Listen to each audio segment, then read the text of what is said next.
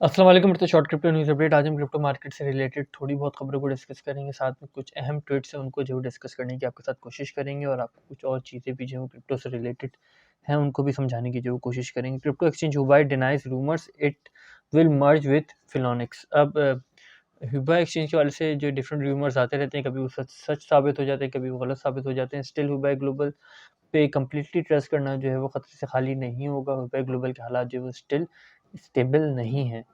US state regulatory investigation crypto trading firm genesis. अब देखते हैं कि आने वाले वक्त में जेनेसिस के हवाले से कौन कौन सी चीज़ें और निकल के सामने आती हैं रेगुलेशन वगैरह के हवाले से, क्योंकि जब सिक्योरिटी कमीशन वगैरह इन तमाम चीज़ों में इन्वॉल्व हो जाता है तो ज़ाहिर सी बात ये चीज़ें लंबी खिंचती हैं, और कहीं ना कहीं जो है वो ऐसी फर्म्स को जो चैप्टर 11 फाइल करना पड़ता है, जो कि एक्सआरपी ने नहीं किया। एक्सआरपी स्टिल जो फाइट कर रहा है। अजय एवरीथिंग हिंदी के जो है वो ये कंटेंट क्रिएटर हैं, इनका यूट्यूब चैनल है एवरीथिंग हिंदी। इनके बारे में एक चीज़ मैं आपके साथ शेयर करता चलूँ। I bought BTC 30 100, Ethereum 120, BNB 17, Solana 1.20। ये अपनी बाइंग बता रहे हैं मैटिक को, जिन्होंने 0.03 पे जो मैटिक को बाई किया था। तो ओवरऑल आप देख सकते हैं कि जितने भी पुराने ट्रेडर्स हैं वो जो है वो उनकी बाइंग किस किस पॉइंट पर है, और ज़ाहिर सी बात है उनको कितने परसेंट इस वक्त जो प्रॉफिट में है ओवरऑल। और उसके बाद अगर वो अपने 10% से ट्रेड करते हैं डेली बेसिस पर, तो उनको वो लॉस नहीं होता या फिर वो प्रॉफिट नहीं होता जो उन्होंने जो है वो अपने लॉन्ग टर्म इन्वेस्टमेंट से, लॉन्ग टर्म होल्डिंग से जो है वो ग्रिप किया। लेकिन जाहिर सी बात है कि पब्लिक यही डिमांड होती है कि उनको जो है वो एक शॉर्ट टर्म प्रोसेस में जो है वो तमाम चीज़ों में रखा जाए, शॉर्ट टर्म इन्फॉर्मेशन दी जाए, ताकि शॉर्ट टर्म ही जो है वो इनपुट वो कोई ले सके। लेकिन एवरीथिंग अजय को अगर आप देखेंगे तो नॉर्मली ये कोई छोटी सिग्नल्स नहीं देते, क्रिप्टो के हवाले से काफ़ी सारी चीज़ें शेयर करते हैं, लेकिन ट्रेडिंग सिग्नल्स के हवाले से जो है वो काफ़ी ज़्यादा ही मोहतात रहते हैं, दूर रहते हैं। तो ओवरऑल ये हैं, अगर आप देखें क्रिप्टो अजय की ओवरऑल यहाँ पे वीडियो पॉज करके अगर आप देख लें तो आपको एक अंदाज़ा हो जाएगा कि क्रिप्टो होल्डिंग असल है क्या, असल प्रॉफिट होता किस चीज़ से, लॉन्ग टर्म माइंडसेट किसे कहते हैं, प्रॉपर होल्डिंग किसे कहते हैं, लॉन्ग टर्म इन्वेस्टमेंट किसे कहते हैं। तो आपको जो है वो एक छोटी सी ट्वीट से जो है वो अच्छे से अंदाज़ा इन तमाम चीज़ों का हो जाएगा। नेक्स्ट देख लें, हमें नजर आता है cumulative volume delta empire BTC का एक नई जो है वो थ्रेट आया, ट्वीट आई है। अब इसमें मैं आपके साथ इसको मैं ग्रुप में भी शेयर कर दूंगा, गाइडलाइन में मैं आपके साथ जो इसका कंक्लूजन शेयर कर चलूँ। और यहाँ पर जो है वो इसका कंक्लूजन है कुछ इस पोजीशन में हमें चार चीज़ें नज़र आती हैं। Exhausted seller, selling pressure absorb, exhausted buyer और buying opportunity absorb. Exhausted exhausted seller, price could move up. जब एग्जॉस्टेड सेलर होगा तो प्राइस ऊपर जा सकती है। एग्जॉस्टेड बायर होगा तो price could move down. Pressure absorb by buyer, price could move up. Pressure absorb by seller, price could move down. अब ये सिचुएशन होती है, प्राइस की सिचुएशन होती है डबल, आप बॉटम देख सकते हैं, और डबल टॉप इस तरह के जो है वो हायर हाई हायर।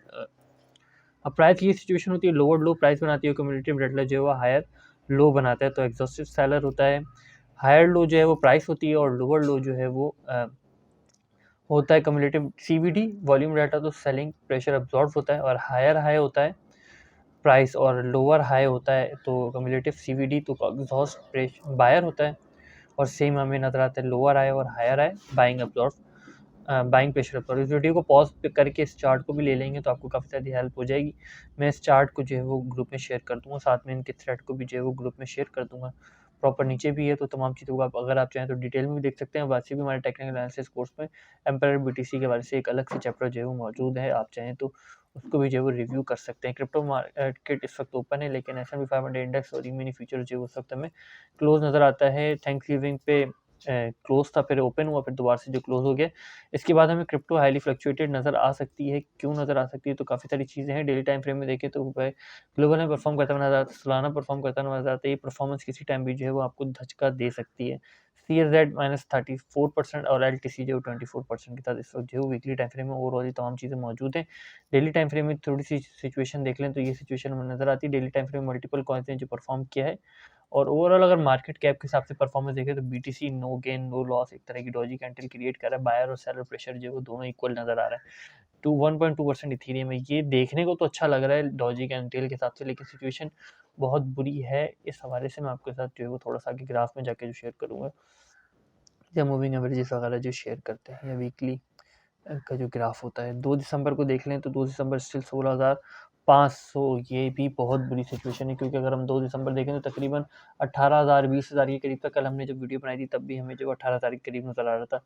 अब मैक्सिमम प्राइस नीचे आ गई, डेट रिप्रेजेंट के कहीं ना कहीं बिटकॉइन को जो 16,500 तक की रेंज है वो देखने को मिलेगी फिल वक्त करंट पोजीशन में। और ये तमाम चीज़ें सीपीआई की रिपोर्ट से तकरीबन थोड़ा पहले जो क्लियर आउट होना शुरू हो जाएंगी, लेकिन अब इसको थोड़ा सा देख लें। बाइंग और सेलिंग फ्लो में तो स्टिल हमें बीटीसी बाय फ्लो में नज़र आता है। अब थोड़ा सा देख लें S&P 500 इंडेक्स ने ओवरऑल किया क्या था। S&P 500 इंडेक्स ओपन हुआ, उसके बाद क्लोज हुआ दोबारा। अब 2 दिन 9 घंटे के बाद जो ओपन होगा डबल टॉप की जो एक क्लियर सिचुएशन जो क्रिएट करा, ऑल्दो कि यहाँ पर एक स्ट्रॉन्ग वॉल्यूमेट्रिक रीजन बनाने की कोशिश करे जो आने वाले वक्त में दोबारा से रेजिस्टेंस का काम जो है वो कर सकता है। ओवरऑल अगर आप RSI देखें तो RSI स्टिल जो है वो फॉलो अप कर रहा है, दोबारा से जो है वो S&P 500 इंडेक्स एक करेक्शन ले ले, तो इसी का वाइस वर्सा जो है वो हमें डॉलर कंट्री इंडेक्स नज़र आना चाहिए था, लेकिन नहीं ले रहा। मल्टीपल टाइम जो है वो इस रेंज को टच किया है, टच करने के बाद जो ऊपर जाने की कोशिश जो है वो कर रहा है। एक स्ट्रॉन्ग रेजिस्टेंस का जोन जो है वो ये वाला जोन है, जो कि तकरीबन 15 नवंबर से जो है वो हमें देखने को मिल रहा है। लेकिन डॉलर कंट्री इंडेक्स के वाले से चीज़ें जो वो स्टिल क्लियर नहीं है। चांसेस हैं कि डॉलर कंट्री इंडेक्स जो है वो ऊपर जा सकता है, जो और उसके ऊपर जाने से जो S&P 500 इंडेक्स नीचे आएगा। लेकिन ओवरऑल बॉन्ड मार्केट या रिटेल मार्केट कह लीजिए या रियल एस्टेट मार्केट, वो जो है हमें कहीं ना कहीं सिक्योर होती हुई नज़र आएगी, और उसकी सिक्योरिटी जो है वो S&P 500 इंडेक्स को लार्जर टाइम फ्रेम में जो है वो क्रैश होने से जो है वो रोकेगी। अब थोड़ा सा CME फीचर्स को देख लें, जो बिटकॉइन की इथेरियम की CME की क्लोजिंग होती है। अब इसकी ओपनिंग तकरीबन 1 दिन 17 घंटे के बाद होगी, और इथेरियम की क्लोजिंग जो है वो 1167 पर है, और बिटकॉइन की क्लोजिंग जो है वो तकरीबन 16,280 पर है। अब एक दिन और आप लगा लीजिए तकरीबन 17 घंटे का टाइम है कि बिटकॉइन फ्लक्चुएटेड हो सकता है। इस रेंज तक भी जो है वो इजीली बिटकॉइन के जाने के जो है वो चांसेस हैं कि 17,000 वाली जो ये रेंज है, ये वाला जो रीजन है, चांसेस है कि शॉर्ट को लिक्विडेट करने के लिए बिटकॉइन में पंप आ सकता है, और लॉन्ग एंड शॉर्ट जो लिक्विडेट हो सकती है, क्योंकि वीकेंड में जो है वो लिक्विडेशन करना काफ़ी ईजी होता है। लेकिन ट्रेडर इस वक्त मार्केट में नहीं है। तकरीबन 14,000 के करीब जो है वो अकाउंट लिक्विडेट हुए हैं। बाइंग और सेलिंग एक तरह का इक्वली हमें नज़र आता है। हुबई पे जो है मल्टीपल हमें लिक्विडेशन देखने को मिल रही है, जो कि कहीं ना कहीं एक्सचेंज को सहारा देती है। वही हमने आपके उसको पहले भी डिस्कस किया था, बाइनेंस वर्सेस कॉइनबेस। तो बाइनेंस कॉइनबेस प्रो से तकरीबन 1,24,000 के करीब लास्ट 30 डेज में बिटकॉइन एग्जिट कर चुके हैं, और बाइनेंस में जो तकरीबन 94,000 के करीब BTC मौजूद हैं। तो ओवरऑल अगर कॉइनबेस प्रो की सिचुएशन देखें, जो यूएसए के हालात चल रहे हैं उसको भी कंसीडर कर लें, तो कहीं पॉजिटिव चीज़ हमें नज़र आती है, और कहीं जो वो नेगेटिव चीज़ नज़र आती है। कॉइनबेस प्रो से इतना ज़्यादा एग्जिट कर जाना कॉइनबेस प्रो के शेयर्स को गिराएगा, इतने ज़्यादा BTC के एग्जिट कर जाना। दूसरी जानिब इतना ज़्यादा BTC एग्जिट है, ज़ाहिर सी बात है कि इंस्टीट्यूशंस ने बाय कर लिए, वो अपने वॉलेट में लेके फिर जब उनको सेल ऑफ करना होगा फिर वो कॉइनबेस प्रो पे लाएंगे।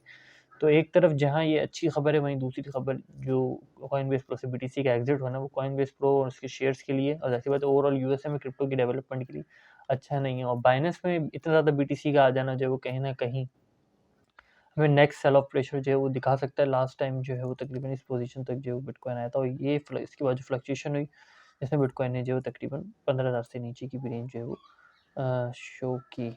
अब इसको एक साइडवेज मूवमेंट ही उसी तरीके से चांसेस हैं कि कहीं ना कहीं हमें थोड़ी बहुत रिलीफ रैली नज़र आए, लेकिन रिसेंट टाइम फ्रेम में ऐसा कुछ जो है वो फिलहाल नज़र नहीं आ रहा है। Point of control still maintain है। जैसे मार्केट जो है वो किसी खबर का इंतजार कर रही होती है, तो वही सिचुएशन हमें नज़र आती है, देखने को मिलती है। वीकली टाइम फ्रेम के हिसाब से देख लें तो हमें थोड़ा बहुत गेन नज़र आता है, लेकिन ये बहुत इंपॉर्टेंट रोल जो क्रिएट करेगा 300 मूविंग एवरेज, जिसने बिटकॉइन को स्ट्रॉन्ग सपोर्ट दी है। तो ज़ाहिर सी बात है कि चांसेस यही है कि ये स्ट्रॉन्ग रेजिस्टेंस का काम भी जो है वो कर सकता है, लेकिन ज़ाहिर सी बात है कि इस रेंज तक जो है वो लॉन्ग शॉर्ट को जो है लिक्विडेट करने के लिए बिटकॉइन जा सकता है। अब बिटकॉइन की सेलिंग अपॉर्चुनिटी हमें जैसे मार्केट क्लोज है तकरीबन जो है तकरीबन 17,000 बिटकॉइन मल्टीपल ऑर्डर जो सेलिंग ऑर्डर नज़र आते हैं। और बाइंग अपॉर्चुनिटी जो लोग इस वक्त देख रहे हैं तकरीबन 12,000 पे जो बाइंग अपॉर्चुनिटी लोग सेकंड बाइंग अपॉर्चुनिटी जो है वो देख रहे हैं, और 7,000 तक बिटकॉइन के हमें ऑर्डर्स नज़र आते हैं। अब इसको थोड़ा सा देख लें, कल हमने आपके साथ डिस्कस किया था, ये वो रेंज है हमें मल्टीपल ऑर्डर्स जो है यहाँ तक नज़र आते थे, और लेकिन बाइंग हमें वो ऑर्डर्स नज़र नहीं आ रहे थे। वही तमाम चीज़ें बाय और सेल में दोनों में जो है वो सेम इक्वली नज़र हमें इस वक्त जो है वो आती हैं, जो इस बात की जानिब जो इशारा करती हैं कहीं ना कहीं जो है वो हमें लॉन्ग एंड शॉर्ट दोनों ही जो लिक्विडेट होते हुए नज़र आएंगे, और एक तरह की बायर वर्सेस सेलर फाइट भी जो है वो हमें होती हुई नज़र आएगी इन शॉर्टर रेंज में, जो कि तकरीबन 15,770 से लेकर 18,000 तक की रेंज होगी। आपकी इन तमाम चीज़ों के बारे में क्या राय, कमेंट में ज़रूर मेंशन कीजिएगा। लास्ट में मैं आपके साथ एक चीज़ शेयर करता चलूँ कि नेक्स्ट मार्केट की ओपनिंग तकरीबन 1 दिन 17 घंटे के बाद है, तो अगर कोई बड़ी बुरी खबर या अच्छी खबर नहीं आती है, तो 1 दिन 15 घंटे के बाद, 1 दिन 14 घंटे के बाद मार्केट जो है दोबारा इसी रेंज में आएगी, जिस रेंज में बिटकॉइन CME की क्लोजिंग हुई थी। फिर फ्यूचर इंडिसेस की ओपनिंग के साथ जो है मार्केट उस हिसाब से वेरिएट होती हुई नज़र आएगी, और फ्यूचर इंडिसेस की ओपनिंग के बाद S&P 500 इंडेक्स की ओपनिंग से तकरीबन 2 घंटा पहले, यानी कि 2 दिन 6 घंटे के बाद जो है वो तकरीबन जो फ्यूचर इंडिसेस की मूवमेंट होगी, वो हमें ओवरऑल प्रेडिक्शन दे देगी कि एसएल भी 500 इंडेक्स की ओपनिंग जो है वो किस तरीके से हो सकती है। इन तमाम चीज़ों के बारे में आपकी क्या राय कमेंट ज़रूर मेंशन कीजिएगा। तो वक्त तक के लिए टेनिस फकीर को अपनी दुआ में याद रखिएगा। खुदा हाफ़िज़, नाज़िर फ़ी अमान अल्लाह।